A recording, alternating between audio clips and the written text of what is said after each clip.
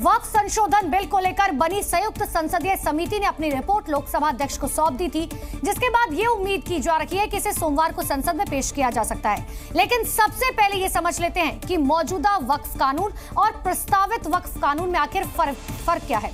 आपको ग्राफिक्स जरिए समझाते हैं। देखिए, पुराने कानून के मुताबिक वक्फ बोर्ड किसी प्रॉपर्टी पर अगर दावा करता है तो उस जमीन पर दावा करने वाला सिर्फ और सिर्फ ट्रिब्यूनल में ही अपील कर सकता है। लेकिन अगर नए बिल की बात करें, नए बिल के मुताबिक जमीन पर दावा करने वाले ट्रिब्यूनल के अलावा रेवेन्यू कोर्ट, सिविल कोर्ट या फिर हाई कोर्ट में भी अपील कर सकेगा। तो वहीं अब वक्फ ट्रिब्यूनल का फैसला आखिरी माना जाता है अगर अभी फिलहाल की बात करें, और उसे चुनौती नहीं दी जा सकती है। लेकिन अगर प्रस्तावित बिल की बात करें तो वक्फ ट्रिब्यूनल के फैसले के खिलाफ हाई कोर्ट में अपील की जा सकेगी।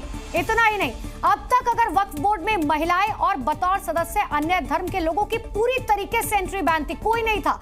लेकिन प्रस्तावित बिल की बात करें जो कल सदन में पेश किया जा सकता है, उसमें 2 महिलाएं और अन्य धर्मों के 2 सदस्यों को एंट्री मिलनी अनिवार्य है।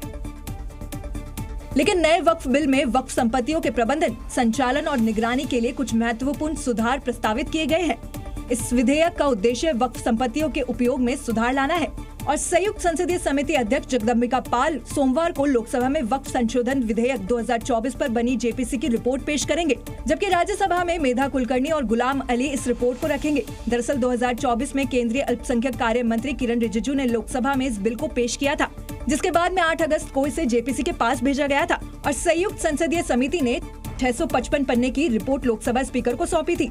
इस रिपोर्ट को तैयार करने में 5 महीने का वक्त लगा और 38 बैठकें करके इसे तैयार किया गया। रिपोर्ट तैयार करने के लिए करीब 250 स्टेक होल्डर और डेलीगेशन के साथ मुलाकात की गई और इस रिपोर्ट को 15-11 के बहुमत से मंजूर कर लिया गया। हालांकि AIMIM अध्यक्ष असदुद्दीन ओवैसी समेत विपक्षी दलों के सदस्यों ने आरोप लगाया कि उनकी आपत्तियों को दर्ज नहीं किया गया और उनके वोट हटा दिए गए। हालांकि जेपीसी के चेयरमैन ने उनके आरोपों को खारिज किया।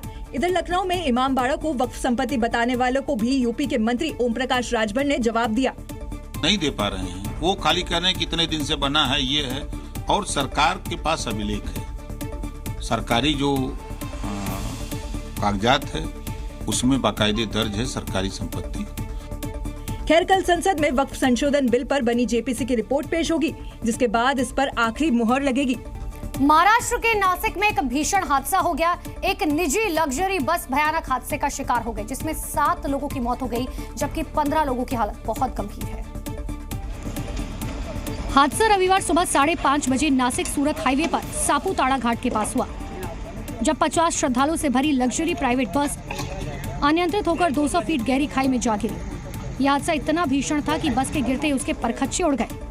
इस दर्दनाक सड़क दुर्घटना में 7 लोगों की मौके पर ही मौत हो गई, जबकि 15 लोग घायल हो गए। हादसे के तुरंत बाद वहां पर चीख पुकार मच गई।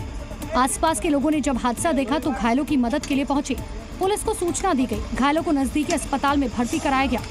हादसे का शिकार हुए सभी यात्री मध्य प्रदेश के हैं। ये बस महाकुंभ मेले के बाद नासिक के त्र्यंबकेश्वर मंदिर गई थी और इसके बाद गुजरात देव दर्शन के लिए जा रही थी, लेकिन उससे पहले ही हादसे का शिकार हो गई। राजस्थान के अलवर में गूगल मैप ने एक बड़ा कांड फिर से कर दिया। इस बार RAS का प्री एग्जाम देने पहुंचे कई छात्रों को गूगल मैप पर भरोसा करना भारी पड़ गया और वो गलत लोकेशन पर पहुंच गए और एग्जाम सेंटर पर महज 2 मिनट की देरी से पहुंचने की वजह से परीक्षा देने में वंचित रह गए। दरअसल अलवर शहर में 93 एग्जाम सेंटर पर तकरीबन 28,000 परीक्षार्थी रजिस्टर्ड थे, जिनमें से करीब 25,000 अभ्यर्थियों को RAS का प्री एग्जाम देने पहुंचना था। लेकिन कई अभ्यर्थी गूगल मैप की वजह से समय पर नहीं पहुंच पाए, क्योंकि गूगल मैप ने उन्हें गलत लोकेशन पर पहुंचा दिया। गूगल मैप से आए थे तो दूसरी तरफ चले गए कॉलेज के, वहाँ से वापस आए तो हम लेट हो गए तब तक, और उन्होंने गेट बंद कर दिया। इस वजह से हम कॉलेज पेपर देने से रह गए। महज 2 मिनट की देरी के बाद छात्रों को गौरी देवी महाविद्यालय एग्जाम सेंटर पर एंट्री नहीं दी गई, क्योंकि एग्जाम सेंटर का गेट सुबह 11 बजे बंद होना था, लेकिन स्टाफ ने महज 5 मिनट पहले गेट बंद कर दिया। चौथा मेरा अटेम्प्ट है, 2 मैंने मेंस लिखे हैं और मैं मात्र 2 मिनट लेट हो गया था, तो प्रिंसिपल साहब ने एंट्री लेने से मना कर दिया। गूगल मैप का इस्तेमाल आज के समय में आम है। परीक्षा केंद्रों पर सही दिशा निर्देश नहीं होना भी उम्मीदवारों के गलत गेट पर पहुंचने की वजह बताई जा रही है। वहीं RAS का प्री एग्जाम देने आए छात्रों ने समय से पहले एग्जाम सेंटर का गेट बंद करने पर भी सवाल उठाए। देश के अलग अलग हिस्सों में अवैध बांग्लादेशियों को ढूंढने का अभियान जारी है। राजस्थान के अजमेर में दरगाह और आसपास के इलाकों में भी तलाशी अभियान चलाया गया। जहां हाल ही में 2 और अवैध बांग्लादेशी नागरिकों को गिरफ्तार किया गया है, जो अपनी पहचान बदलकर सालों से इस इलाके में रह रहे थे। इनके पास से फर्जी दस्तावेज भी बरामद किए गए हैं। कुछ ने तो अपना आधार कार्ड भी बनवा लिया था। अब तक की हुई कार्रवाई में स्पेशल टास्क फोर्स ने अजमेर में 6 बांग्लादेशी नागरिकों को गिरफ्तार किया है, जिन्हें वापस बांग्लादेश भेजने की तैयारी की जा रही है। स्पेशल टास्क फोर्स लगातार सर्वे करके संदिग्ध लोगों की पहचान कर रही है। अवैध रूप से रह रहे इन बांग्लादेशी नागरिकों के पास फर्जी आधार और राशन कार्ड भी मिले हैं, जिनकी वजह से पुलिस को इनकी पहचान करने में चुनौतियों का सामना करना पड़ रहा है। आइडेंटिफिकेशन के लिए चैलेंज है कि मूलतः ये यहाँ के लोगों के साथ घुल मिल के रहते हैं और कुछ कानाबदोश हैं, तो प्रत्येक व्यक्ति को चेक करना, इसके लिए बड़ी एक्सरसाइज की जा रही है, जिसमें काफ़ी लोग जो संदिग्ध पाए जाते हैं उनके डॉक्यूमेंट्स चेक किए जा रहे हैं, डॉक्यूमेंट्स वेरीफाई किए जा रहे हैं। अजमेर पुलिस दरगाह, नई सड़क, जालियान, कब्रिस्तान जैसे कई इलाकों में तलाशी अभियान चला रही है। इस दौरान कई संदिग्ध लोगों से पूछताछ करके इनकी जानकारी हासिल की जा रही है। यूपी के बहराइच में संचालित हो रहे अवैध मदरसों पर जल्द ही ताला लगने वाला है। जिला प्रशासन ने शासन और मदरसा बोर्ड को चिट्ठी लिखकर 90 से अधिक अवैध मदरसों की मान्यता रद्द करने को कहा। और जिला अल्पसंख्यक अधिकारी की तरफ से शासन और मदरसा बोर्ड को भेजी गई इस चिट्ठी के बाद जिले में संचालित मदरसा संचालकों में हड़कंप मच गया। बहराइच अल्पसंख्यक विभाग के मुताबिक बहराइच जिले में कुल 301 मान्यता प्राप्त मदरसे हैं। 90 मदरसे केवल कागजों पर चलाए जा रहे हैं, जिनकी मान्यता रद्द करने की सिफारिश की गई है। आरोप है कि इन मदरसों के संचालकों ने अपार आईडी पोर्टल पर छात्रों के नाम दर्ज नहीं किए, जो अरबी फारसी मदरसों की मान्यता नियमावली की धारा 01 का उल्लंघन है। ऐसे मदरसे हैं जिन्होंने अपार आईडी के अंतर्गत अपना कोई प्रोग्रेस नहीं किया है, वो बच्चे उनके यहाँ से 0, उनकी रिपोर्ट 0 है। ऐसे 90 मदरसे की मान्यता निरस्त प्रत्याहार के लिए रजिस्ट्रार महोदय को पत्र प्रेषित किया गया है। बहराइच जिला प्रशासन की तरफ से भेजी गई चिट्ठी के बाद अब देखना होगा कि सरकार और मदरसा बोर्ड इन अवैध मदरसों पर क्या कार्रवाई करते हैं। पढ़ाई की क्वालिटी सुधारो। यूपी के उन्नाव में मस्जिद निर्माण की आशंका पर इलाके में तनाव हो गया। हिंदू संगठनों ने से कथित अवैध निर्माण के खिलाफ मोर्चा खोल दिया। मामला उन्नाव के हसनगंज कोतवाली क्षेत्र का है, जहां बाकीपुर इलाके में मुस्लिम समुदाय के लोग निर्माण करवा रहे थे, जिसकी जानकारी जब हिंदू पक्ष को लगी तो मौके पर पहुंचकर इसका विरोध किया और इसकी जानकारी पुलिस और प्रशासन को दी गई, जिसके बाद मौके पर पहुंची पुलिस ने दोनों पक्षों के बीच बातचीत करवाकर मामला सुलझाया। हिंदू संगठनों का आरोप है कि यहां अवैध तरीके से मस्जिद नुमा इमारत का निर्माण किया जा रहा था।